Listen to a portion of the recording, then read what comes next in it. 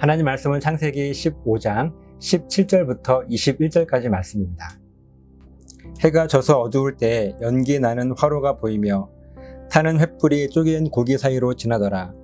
그날에 여호와께서 아브람과 더불어 언약을 세워 이르시되 내가 이 땅을 애굽 강에서부터 그 큰 강 유브라데까지 너의 자손에게 주노니 곧 겐 족속과 그니스 족속과 간몬 족속과 헷 족속과 브리스 족속과 르바 족속과 아모리 족속과 가나안 족속과 기르가스 족속과 여부스 족속의 땅이니라 하셨더라.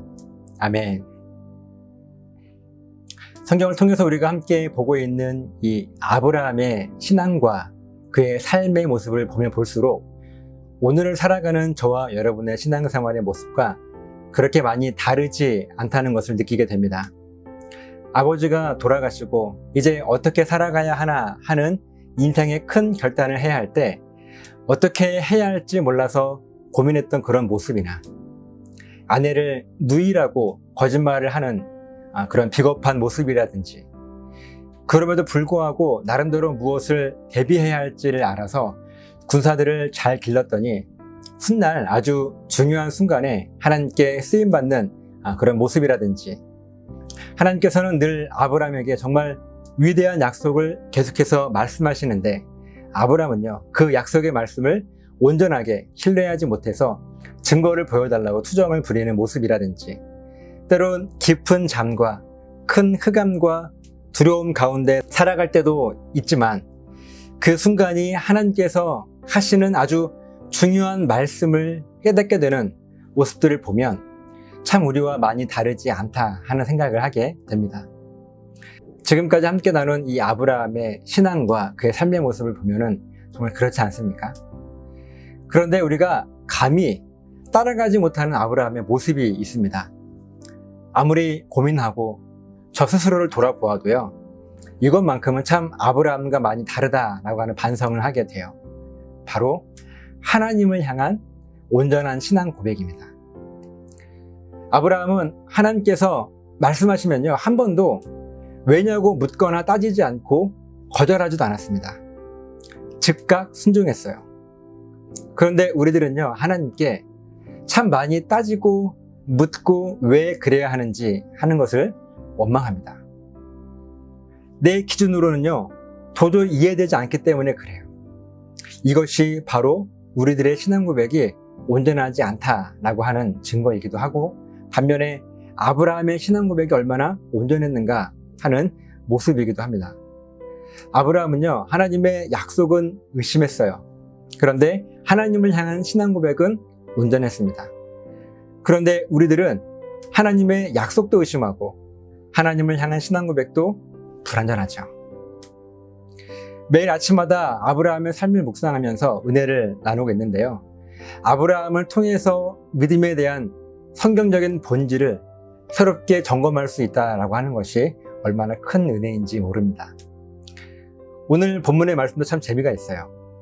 그렇게 하나님의 약속의 말씀을 의심하고 있는 아브라함에게 하나님은요 약속의 끝판왕을 선포하고 계시죠. 18절부터 21절까지의 말씀입니다. 그날에 여호와께서 아브람과 더불어 언약을 세워 이르시되 내가 이 땅을 애굽 강에서부터 그 큰 강 유브라데까지 너의 자손에게 주노니 곧 겐 족속과 그니스 족속과 간몬 족속과 헷 족속과 브리스 족속과 르바 족속과 아모리 족속과 가나안 족속과 기르가스 족속과 여부스 족속의 땅이니라 하셨더라. 아멘. 제가 이것을 약속의 끝판왕이라 표현을 했는데요. 왜 그런가 하면요.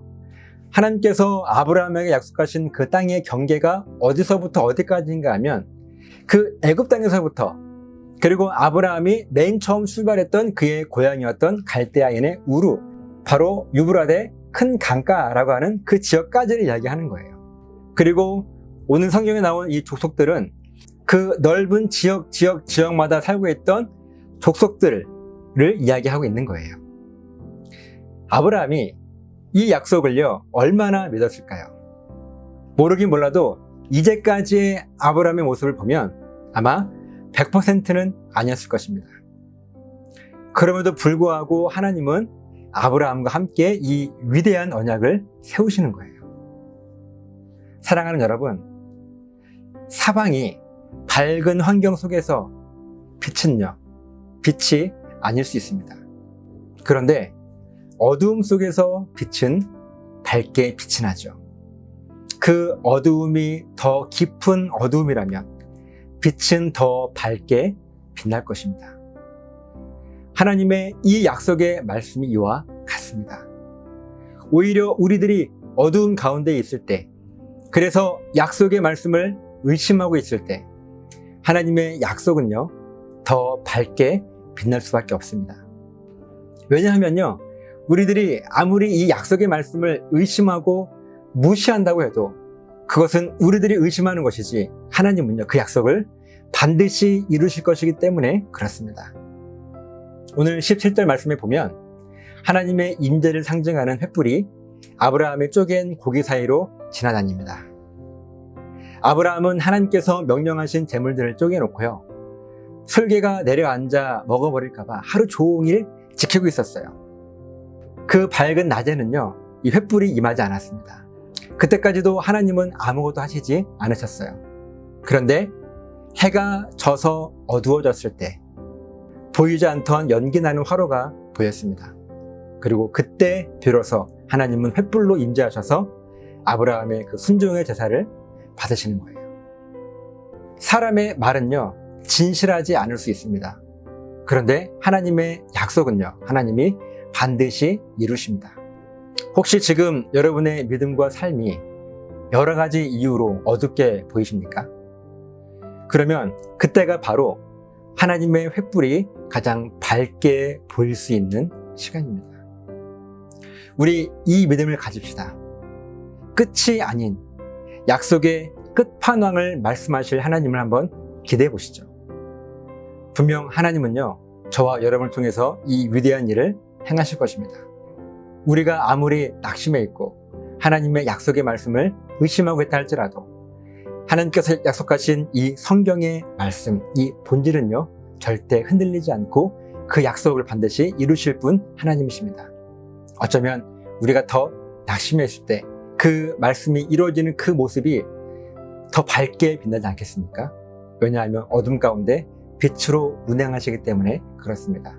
오늘 이 놀라운 은혜가요, 저 여러분들 삶 가운데 가득하시기를 예수님의 이름으로 부탁을 드립니다.